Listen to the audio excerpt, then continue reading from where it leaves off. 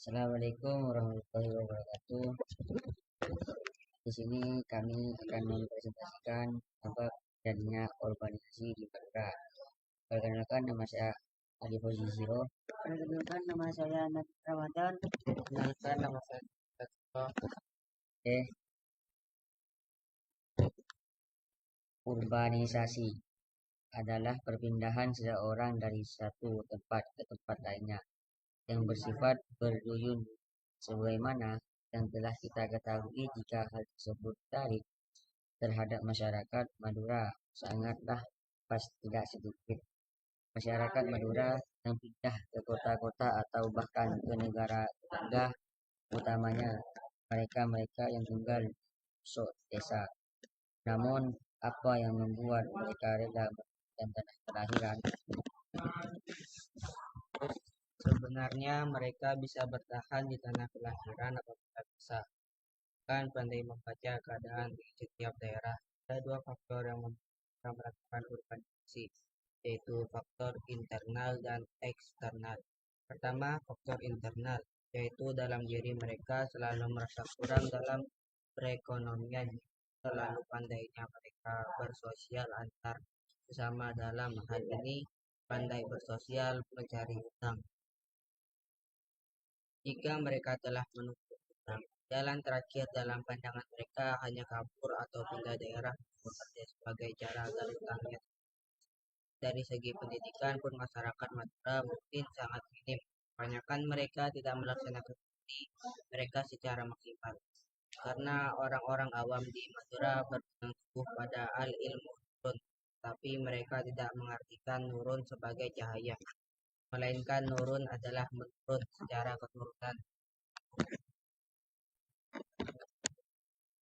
Mereka pesimis dalam mencari ilmu. Mereka bukan keturunan orang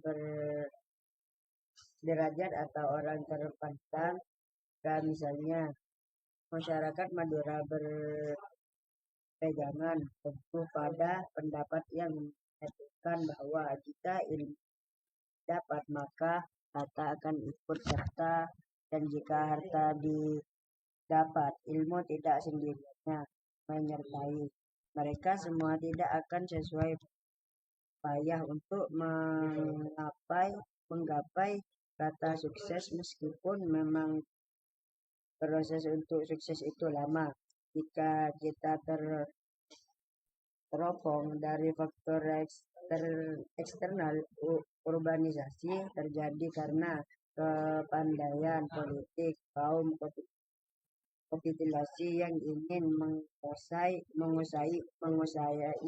Madura, sebab pulau ini memiliki sumber daya alam SDA yang melimpah dan masyarakat Madura sendiri tidak bisa menguasai secara maksimal.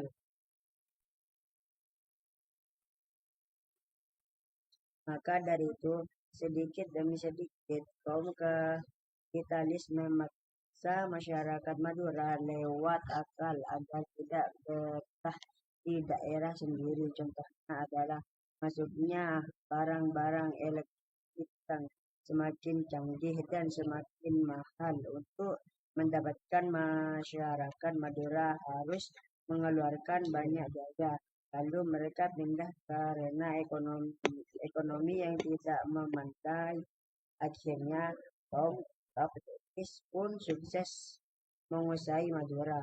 Oleh sebab itu, kita sebagai masyarakat Madura harus sadar dan menyadari agar bangkit dan tidak bergantung pada orang lain. Dengan itu bisa membuat Madura semakin jaya dengan cara memanfaatkan secara maksimal peluang yang ada, juga membaca keadaan di Madura sendiri. Jangan aman, baik, selamat, setong darah. Sekian presentasi dari kami. Wassalamualaikum.